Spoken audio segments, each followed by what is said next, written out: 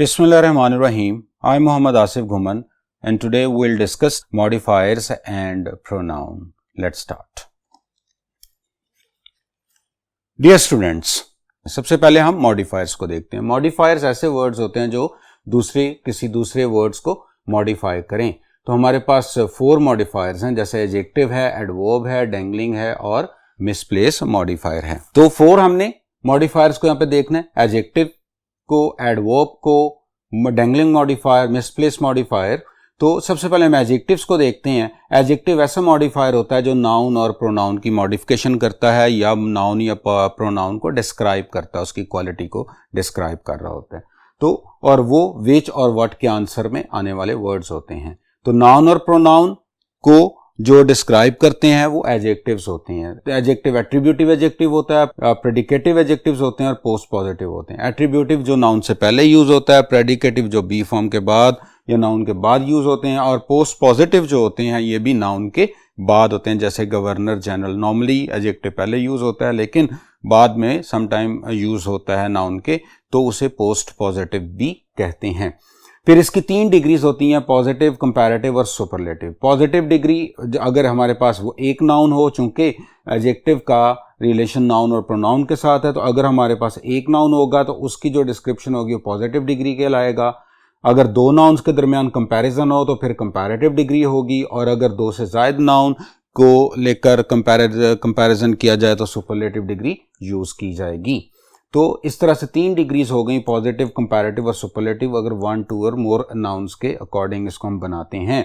अब positive degrees को बनाने का मेथड क्या है? देखिए कि पॉजिटिव डिग्री को लेकर अगर उससे पहले पॉजिटिव डिग्री 2 तरह से बनती है. एक तो यह है कि उसके एंड पे ER लगाया जाए तो कंपैरेटिव डिग्री बनती है, और EST लगाया जाए तो सुपरलेटिव डिग्री बनती है. या फिर पॉजिटिव डिग्री से पहले मोर का एडिशन किया जाए तो पॉजिटिव डिग्री कंपैरेटिव डिग्री बनती है, और अगर मोस्ट का एडिशन किया जाए, उससे पहले लगाया जाए, तो फिर सुपरलेटिव डिग्री बनती है. लेकिन हमें कैसे पता चलेगा कि कब हमने ER-EST लगाना है, कब हमने मोर मोस्ट लगाना है? तो अगर हमारे पास डाइसिलेबिक वर्ड्स होंगे, 2 डाइसिलेबिक वर्ड्स होंगे तो हम ER-EST का इजाफा करेंगे. अगर पॉलीसिलेबिक होंगे तो मोर और मोस्ट का. जैसे हम ब्यूटीफुल कहते हैं, ब्यूटीफुल 3 साउंड्स हैं, तो 3 इसके ये पॉलीसिलेबिक हो गया, तो इसलिए मोर ब्यूटीफुल, मोस्ट ब्यूटीफुल. ठीक है. तो इसी तरह से अगर डाइसिलेबिक होंगे तो ER-EST, और पॉलीसिलेबिक होंगे तो मोर और मोस्ट का इजाफा किया जाएगा. एक तो ये मेथड था. लेकिन एक याद रखिएगा, ये बहुत इंपॉर्टेंट और ये मिस्टेक भी होती है कि हम एक टाइम में एक ही या तो मोर लगाएंगे या ER लगाएंगे या मोस्ट लगाएंगे या EST. कभी भी डबल डिग्री यूज नहीं कर. मोर क्लेवरर नहीं कह सकते, हमें क्लेवरर कहना है. मोस्ट स्मॉलेस्ट नहीं कह सकते, क्योंकि हमें एक टाइम में एक टाइप की डिग्री बनानी है. या ER-EST से बना लें या मोर मोस्ट से बना लें, तो डबल डिग्री हमेशा रॉन्ग होती है. तो ये भी हमारा एक एरर बनता है. या फिर जिन वर्ड्स के एंड पे फुल आ जाए, लेस आ जाए, ED आ जाए, ING आ जाए, उनके साथ ER-EST नहीं लगा सकते. उनके साथ हमें मोर और मोस्ट का इजाफा करके कंपैरेटिव और सुपरलेटिव डिग्री बनानी होती है. फिर देखिए इसकी मिस्टेक्स मजीद हम देखते हैं. अगर कंपैरेटिव डिग्री के बाद most of the time then use करते हैं, comparative degree is always followed by then. फिर लेकिन सम टाइम ऐसा होता है कि कंपैरेटिव डिग्री ऑफ सिलेक्शन आती है जिसमें ऑफ द टू का एक फ्रेज आ रहा होता है. ऑफ द टू का फ्रेज जब आ रहा हो तो फिर हम क्या करते हैं, कंपैरेटिव डिग्री से पहले द लगाते हैं और उसके बाद ऑफ लगाते हैं. उस टाइम हम देन नहीं. ये कंपैरेटिव डिग्री ऑफ सिलेक्शन की होती है. फिर अगर फॉल्टी कंपैरिजन आ जाए, देखिए कंपैरिजन हमेशा 2 सेम चीजों के दरमियान होता है. पर्सन्स का पर्सन के साथ, थिंग का थिंग के साथ. थिंग का जैसे इस लैपटॉप का कंपैरिजन मार्कर के साथ नहीं कर सकते, मार्कर का कंपैरिजन मार्कर से ही होना है. लेकिन अगर हम 2 डिफरेंट थिंग्स के दरमियान कंपैरिजन करवाएं, अगर मार्कर का कंपैरिजन हमने टैब से करना है तो फिर हमें अगर होगा तो वो उसको हम कहेंगे फॉल्टी कंपैरिजन. उसके लिए फिर हम क्या यूज करते हैं, देन के बाद दैट ऑफ का वर्ड यूज करते हैं, या देन के बाद जो नाउन आता है उसके बाद एपॉस्ट्रोफी यूज करते हैं, तो वो हमारा जो करेक्ट हो जाता है. तो इस तरह से हमने जनरल देखा एडजेक्टिव्स को. अब मजीद हम आगे देखते हैं कि कुछ एडजेक्टिव्स ऐसे होते हैं जो अपनी नेचर में सुपरलेटिव्स होते हैं, उन्हें हम एब्सोल्यूट एडजेक्टिव्स कहते हैं, या वो उनकी कोई भी डिग्रीज नहीं बन सकती, इनकम्पेरेबल एडजेक्टिव्स कहलाते हैं, जैसे complete, unique, ideal, entire, perfect, full, universal, round, surprise, supreme, extreme etcetera. तो इनके साथ आपने कभी भी इनके साथ आपने डिग्री यूज़ नहीं करनी, इनके बाद आपने यूज़ नहीं करनी किसी डिग्री को, ना ER-EST लगाना है, ना मोर मोस्ट लगाना है। ये मोस्ट आइडियल गलत हो जाएगा, मोर आइडियल गलत हो जाएगा, आइडियल ही होगा। तो इस तरह से ये एब्सोल्यूट एडजेक्टिव्स को हमने डिस्कस किया, जिसमें कि ये डिग्री अपनी नेचर में सुपरलेटिव्स होते हैं और ये अपने मज़ीद अपने रिफाइनमेंट नहीं कर सकते। जो एक चीज़ राउंड है उसको मज़ीद आप राउंड नहीं कर सकते, तो इसका मतलब है कि ये जब तक आप उसकी नेक्स्ट क्वालिटी रिफाइन नहीं करेगी, उसकी डिग्री चेंज नहीं होगी, इसलिए एब्सोल्यूट्स होते हैं। फिर अगर आपके पास सुपरलेटिव डिग्री आए तो उससे पहले हम आर्टिकल द यूज़ करते हैं। नेक्स्ट हम देखते हैं जी कार्डिनल और ऑर्डिनल एडजेक्टिव्स को। कार्डिनल वो होते हैं जो 1 2 3 सीक्वेंस देते हैं, 1 2 3 उन्हें कार्डिनल नंबर्स कहते हैं। ऑर्डिनल फर्स्ट, सेकंड, थर्ड जो पोजीशन देते हैं। अगर किसी एक सेंटेंस में ये दोनों आ जाएं तो इनका ऑर्डर क्या होता है कि पहले आपने ऑर्डिनल यूज करना है, फिर आपने कार्डिनल यूज करना है। First 2 chapter of this book, 2 first chapter wrong हो जाएगा। तो इस तरह से आपने इसके ऑर्डर का भी ध्यान रखना है। फिर हमारे पास एडजेक्टिव्स दो तरह के, एक रेगुलर एडजेक्टिव्स और इरेगुलर एडजेक्टिव्स। रेगुलर एडजेक्टिव्स वो जिनकी डिग्री ER-EST वगैरह से बनती है, और इरेगुलर को देख लें कि उनकी डिग्री डिफरेंट मेथड से बनती है। Good, better, best, well, better, best, ill, worse, worse, bad, worse, worst, far का फारदर, फारदेस्ट, फर्दर, फर्देस्ट। ठीक है, तो ओल्ड का ओल्डर भी होता है, ओल्डेस्ट, और एल्डर और एल्डेस्ट। अगर थिंग के लिए ओल्डर ओल्डेस्ट होगा, और अगर ब्लड रिलेशन के लिए एल्डर और एल्डेस्ट होगा। तो ये आपके पास इरेगुलर एडजेक्टिव्स भी होते हैं जिनको हम अपने स्पॉट द एरर में यूज करते हैं। फिर अब नेक्स्ट आता है आपके पास सेंस वर्ब्स। आपको पता है कि वर्ब जो होता है वो अपने साथ वर्ब को डिफाइन करने वाला वर्ड एडवर्ब होता है, लेकिन सेंस वर्ब्स ऐसे होते हैं, बी फॉर्म ऑफ वर्ब्स ऐसे होते हैं जिनके बाद हमने एडजेक्टिव यूज करना होता है, जैसे taste, feel, sound, look, smell के बाद एडजेक्टिव आता है, या is, are, am, was, were के बाद हम लगाएंगे तो एडजेक्टिव लगाएंगे। बी फॉर्म के बाद हम एडजेक्टिव्स यूज करते हैं, ठीक है, ही इज फाइन। तो लेकिन एडवर्ब यूज नहीं करते, सिवाय एक एडवर्ब के, और वो होता है adverb of time, adverb of place. Adverb of place के बी फॉर्म के बाद मोस्टली एडजेक्टिव्स यूज होते हैं, लेकिन अगर एडवर्ब यूज करना होगा तो सिर्फ एक ही एडवर्ब होगा, that is adverb of place, यानी ही इज हियर। हियर जो है वो एडवर्ब ऑफ प्लेस है। तो इस तरह से हमने ये सेंस वर्ब्स को भी देख लिया कि इनके बाद भी जो आता है एडजेक्टिव्स आते हैं, इनके बाद एडवर्ब्स यूज नहीं करने। लेकिन अगर इनके बाद अगर कोई ऑब्जेक्ट आ जाएगा, he feels bad adjective, he feels his behaviour badly, फिर एडवर्ब लगाएंगे। यानी कि अगर इनके बाद डायरेक्टली आपने कोई लगाना है एडजेक्टिव आएगा, लेकिन इनके बाद अगर ऑब्जेक्ट आ जाए तो फिर आपने आगे एडवर्ब प्लेस करना होगा। सेंस वर्ब्स को भी जरा ध्यान से करना पड़ता है। नेक्स्ट हमारे पास अगला मॉडिफायर आता है, दैट इज एडवर्ब। एडवर्ब ऐसा वर्ड होता है जो किसी verb, adjective, adverb, phrase, clause, sentence को मॉडिफाई करता है। यानी कि आप दो पार्ट्स में डिवाइड कर लें, नाउन और प्रोनाउन को एक साइड पर रखें, रिमेनिंग ऑल जितने भी एलिमेंट्स हैं, एलिमेंट्स ऑफ इंग्लिश हैं, उनको साइड पर रखें। तो नाउन और प्रोनाउन को मॉडिफाई करने वाला एडजेक्टिव और रिमेनिंग ऑल को करने वाला एडवर्ब। तो हम क्वेश्चन सेंटेंस से क्वेश्चन पूछते जाते हैं, तो हमें जो भी वर्ड आंसर में आएगा वो एडवर्ब होता है। वाई का आंसर पूछें, जो वर्ड आंसर आएगा वो एडवर्ब ऑफ पर्पस होगा। व्हेन के आंसर में एडवर्ब ऑफ टाइम आएगा। वेयर के आंसर में प्लेस आएगा। ऑफन के आंसर में फ्रीक्वेंसी आएगी। हाउ के आंसर में मैनर्स आएगा। टू व्हाट डिग्री के आंसर में डिग्री आएगी। अब हम ये देखते हैं कि एडवर्ब को फॉर्म कैसे किया जाता है। एडवर्ब हम कहते हैं जी एलवाई लगाएं तो वर्ड एडवर्ब बनता है, but not always.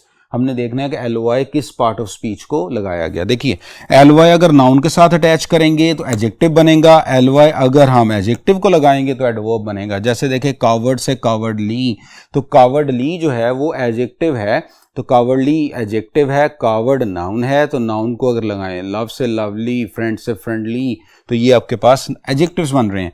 Swift adjective को एलवाई लगाएं, स्विफ्ट से स्विफ्टली, क्विक से क्विकली, ठीक है, तो ये आपके पास एडजेक्टिव्स बने, एडवर्ब बनेंगे। तो ये भी हमें स्पेशली देखना है कि हम एलवाई किस पार्ट ऑफ स्पीच को लगा रहे हैं, उससे फिर एडजेक्टिव बनेगा या एडवर्ब बनेगा, ये हमें देखना पड़ेगा। नेक्स्ट हमारे पास आता है जी प्लेसमेंट, ऑर्डर ऑफ एडवर्ब, उसके लिए हम ज्यादातर यूज करते हैं एमपीटी, मैनर प्लेस टाइम, लेकिन कंप्लीट है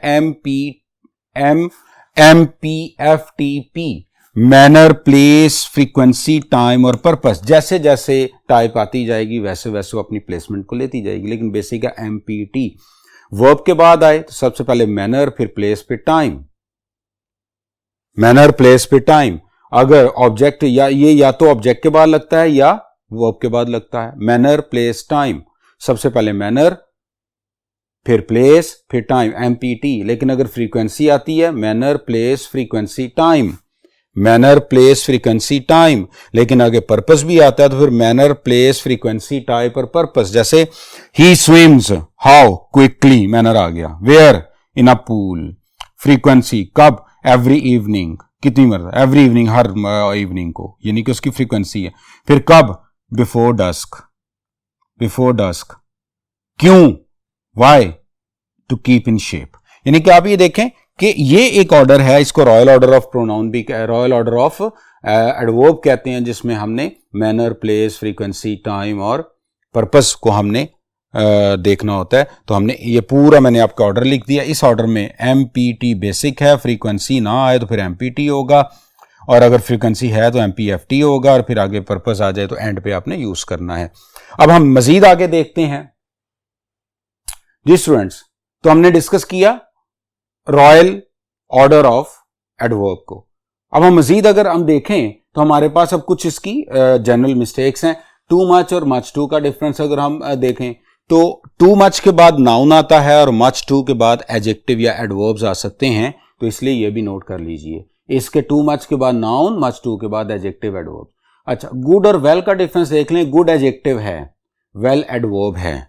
गुड एडजेक्टिव है, वेल एडवर्ब है, लेकिन वेल बी एडजेक्टिव होता है अगर ये हेल्थ के मीनिंग में आए। ही इज वेल, इसके बाद आपको बताया था कि एडजेक्टिव यूज होता है। अगर ये हेल्थ के मीनिंग में आ जाए वेल तो एडजेक्टिव, और अगर ये हेल्थ के अलावा दूसरे मीनिंग्स में आए तो ये एडवर्ब होगा। फिर वेरी और मच का डिफरेंस। वेरी पॉजिटिव डिग्री के साथ, कंपैरेटिव के साथ मच, ईडी वाली फॉर्म के साथ, आईएनजी फॉर्म के साथ वेरी, ईडी फॉर्म के साथ मच यूज होता है। तो ये दो हैं, पॉजिटिव डिग्री के साथ very, very good, much better, comparative के साथ मच। फिर आईएनजी वाली फॉर्म के साथ वेरी, वेरी इंटरेस्टिंग। तो और अगर ईडी वाली फॉर्म के साथ मच। लेकिन एक जो इसकी एक्सेप्शन यूजर रखिएगा कि सम टाइम ईडी वाली फॉर्म के साथ भी वेरी यूज कर लिया जाता है। तो वहां पे हमें कैसे पता चलेगा? हमने देखना है कि वहां पे वो एज एन एडजेक्टिव यूज हो रहा है या पैसिव वर्ब यूज हो रहा है। अगर तो वो पैसिव वर्ब के यूज होगा ईडी वाली फॉर्म तो मच यूज करेंगे। अगर वो पैसिव वर्ब नहीं बल्कि एडजेक्टिव यूज होगा, उसकी स्टेट ऑफ बीइंग होगी, किसी फीलिंग्स को, किसी स्टेट को, मेंटल स्टेट को, फिजिकल स्टेट को वो रिप्रेजेंट कर रहा होगा वो वर्ड, तो फिर हम वेरी से करेंगे। जैसे टायर्ड है, टायर्ड स्टेट है, बंदा थका हुआ होता है। टायर्ड स्टेट है तो वेरी टायर्ड होता है, मच टायर्ड नहीं होता। आपने देखना है कि वो ईडी वाली फॉर्म वहां पे एडजेक्टिव है या वर्ब है। अगर वर्ब हुई तो मच लगा दीजिएगा, अगर वो एडजेक्टिव होगी तो फिर आप उसे वेरी के साथ करेंगे। तो ये वेरी और मच का था। फिर इनफ है। इनफ की दो तीन बातें हैं। इनफ जो है वो एडजेक्टिव के बाद यूज होता है, इनफ नाउन से पहले, एडजेक्टिव के बाद यूज, बैड इनफ, ठीक है। इनफ वाटर, अगर नाउन आएगा तो नाउन से पहले यूज होगा। लेकिन सम टाइम इनफ जो है वो नाउन के बाद भी यूज है। वाटर इनफ, गवर्नर जनरल, वो पोस्ट पॉजिटिव में हम पढ़ के आए हुए हैं, पोस्ट पॉजिटिव में यूज किया। फिर इनफ के बाद इंफिनिटिव यूज होता है, to enough, to plus first form.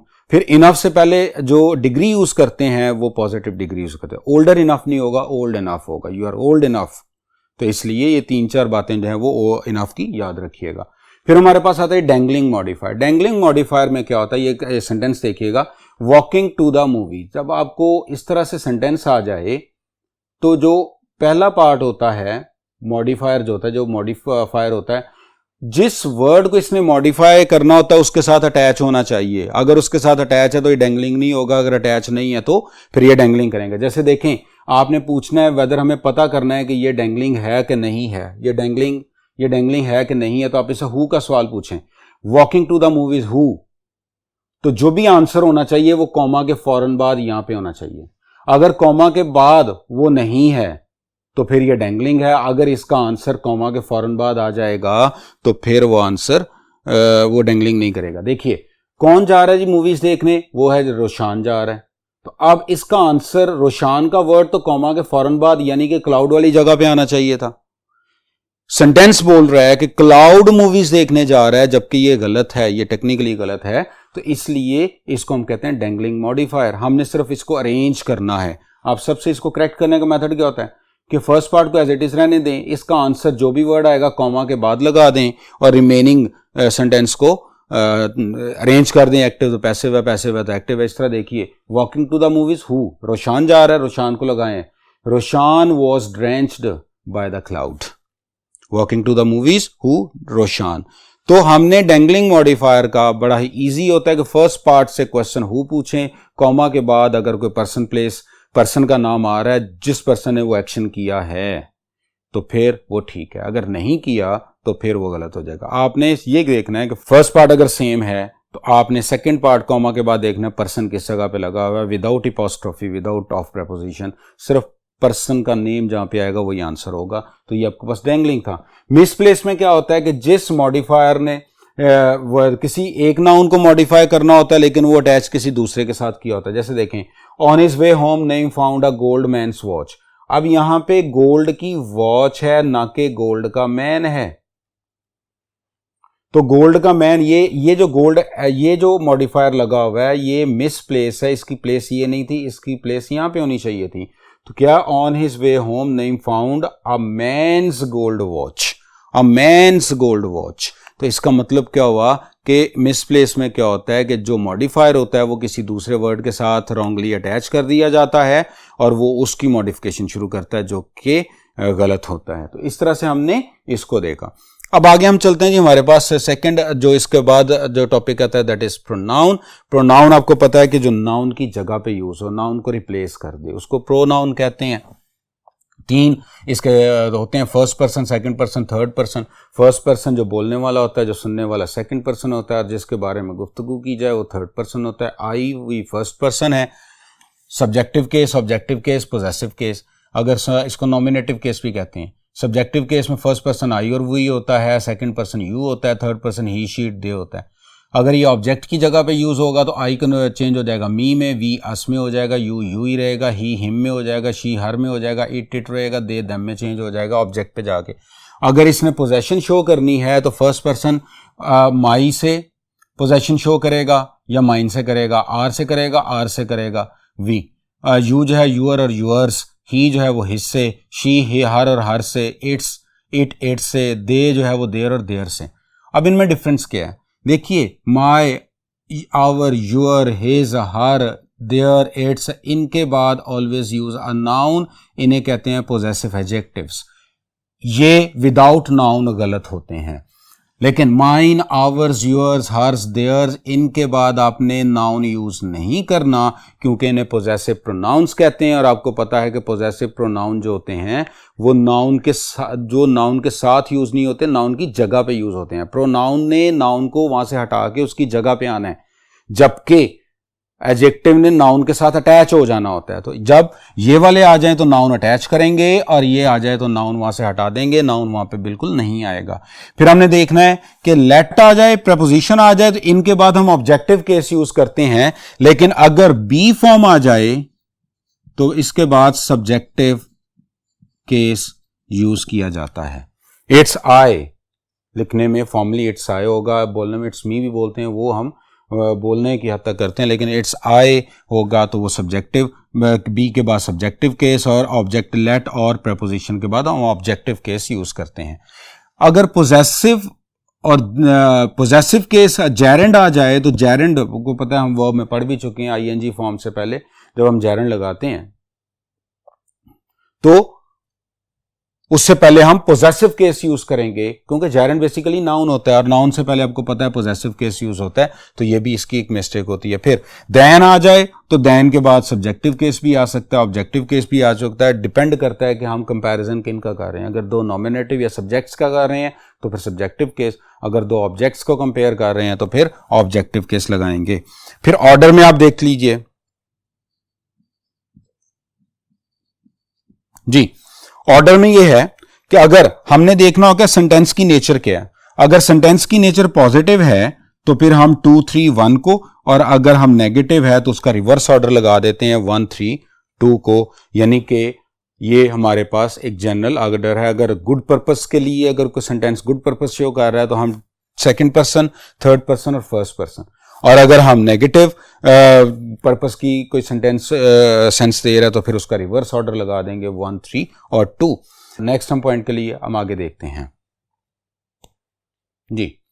अब हमारे पास जो नेक्स्ट पॉइंट है दैट इज हु के बाद हमेशा वर्ब यूज होता है। अगर हमने हु और हुम का डिफरेंस लेना है तो हमने देखना है कि अगर वर्ब है तो हम हु यूज करेंगे, अगर वर्ब नहीं है, कोई पर्सन आ रहा है, I we you he she it आ रहा है तो फिर हुम यूज करेंगे नंबर 1। अगर कोई प्रेपोजिशन के बाद यूज करना है तो हुम यूज करेंगे। और इसी तरह से हमारा ये जो एक टॉपिक है मॉडिफायर का, हमने जनरल ओवरव्यू इसका किया। होप्स हो कि आप काफी अच्छा आपका ये टॉपिक तैयार हो गया जी। इंशाल्लाह टिल नेक्स्ट, अल्लाह हाफिज।